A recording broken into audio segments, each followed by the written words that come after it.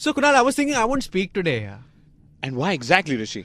Because you see, I don't feel like it. I think I've done my bit of work. Yes, I know you're a famous RJ and stuff like that, but well, what just happened? Just when you make friends with Formula 1 drivers and all that. When they know you in first name basis, then you're like, I'm the man. Yes. So I'll play a wingman tonight, alright? Yes. So Rishi, and to all our listeners as well, I always used to wonder that what is a Formula 1 driver's opinion on the Pirelli tires, on the overtaking aids like the Kerrs and the DRS types. Like if a driver has won between Monaco and Silverstone, which is his favorite win?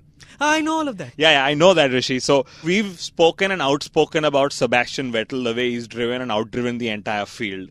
But we now talk about two other very important people in Formula 1. That's you and me, Kunal. Well, two very important people in Formula 1 on the grid. That's again you and me. Okay, on the grid with valid Formula 1 contracts? That's not you and me. Thank you, yes. So the first person we're going to speak about who actually debuts on the Inside Line Formula 1 podcast this time is the Mercedes-AMG Petronas driver Nico Rosberg. Woo! Right, so my friend here and my co-host, my co-producer and my buddy Rishi Kapoor actually had a chance to interview him right for the Inside Line Formula 1 podcast listeners. And here is exactly what they had to say when they were not imitating engine sound. Nico, welcome to India. Namaste. Thank you very much. Namaste. Big question about Formula 1. You've been around for a while now. The biggest change you've noticed in Formula 1 since you joined until now? Oh, I would say the tires. Going to Pirelli tires, it's really it's become such an important factor, getting control of these tires and understanding them. Expanding to different countries, India, Korea, all these new... we're going close to where the fans are, and we have a lot of followers in India, so it's nice that we're able to race here. I know this is the same for all the teams, but then it's 5 laps of pushing and then 15 laps of trying to take care of them.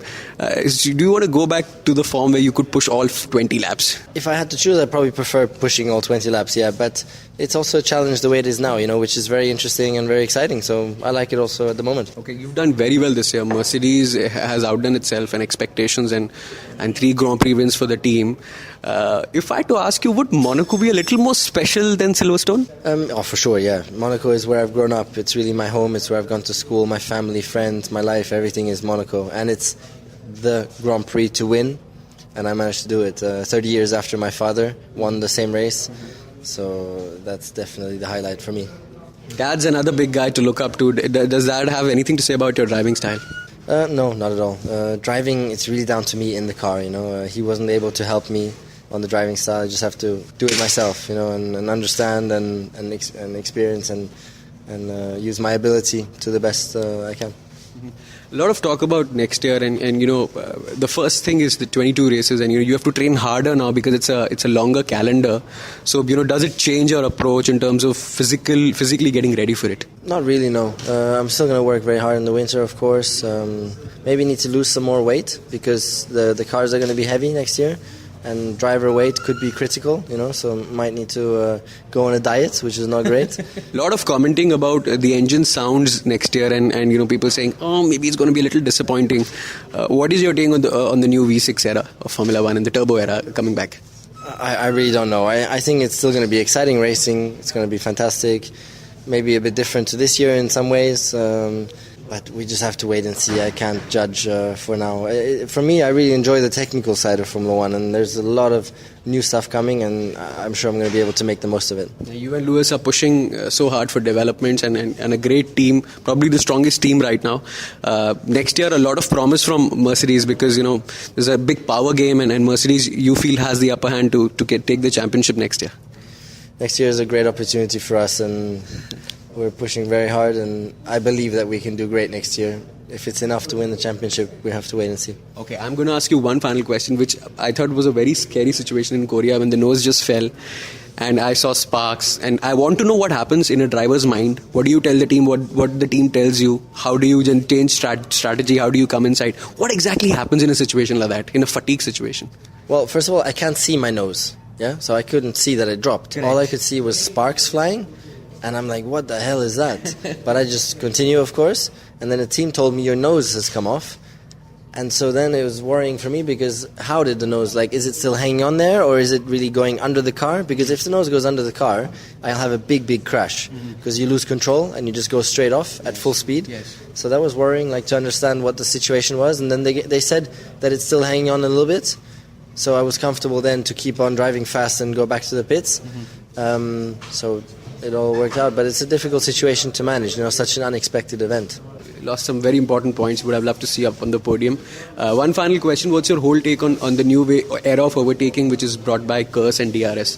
It makes the racing exciting, keeps it good. DRS, KERS, it all works. And it's important that we have hybrid technology in the cars, like the road cars, to use more electric energy, which we're doing. Does any girl ever drive you anywhere? Yeah, sometimes, yeah. Oh, my fiancée drives me sometimes, and now I had an Italian journalist at the last race who was driving me to the circuit, a blonde girl, and it's okay. So are you closing your eyes at that time? No, drive this way. No, don't do No, I trust. Even girls are able to drive just as well as we are, All right, brilliant. Thank you so much, Nico. This has been a great candid, and this is going to be a great one-on-one for our listeners. And do you know anything about cricket? Do you know who Sachin Tendulkar is? Yes, of course. I met him last year. You did? Very nice guy, yes. And a pity to hear that he's retiring, but I guess he's made his decision. There are a lot of people out there, fans want to hear a Bollywood dialogue in your voice. Are you up for it? I'll say it, you'll repeat it. Okay, let's go. Okay, so maybe you can just twist your hand like that and say, रिश्ते में तो हम तुम्हारे बाप लगते हैं. बाप बेटे नाम है निको रॉसबर्ग. नाम है निमोस. So brilliant then. Thank you so much for being on Inside Line F1. My name is Rishi Kapoor, and would you like to give the Indian audience a last final message? Yes, please support me and Mercedes-Benz this weekend. I'll try and make the most of it, and hopefully I'll be on the podium. But Rishi, I have a very important question for you, and you are somewhat of a doctor from what I do know you, okay? I am the doctor.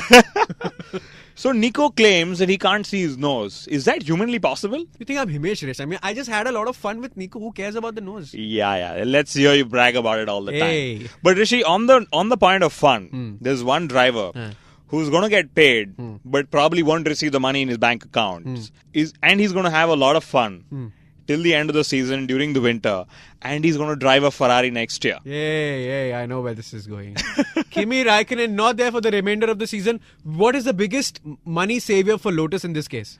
The biggest money savior for Lotus in this case. I'll tell you what it is. What is it? They don't have to buy more ice creams.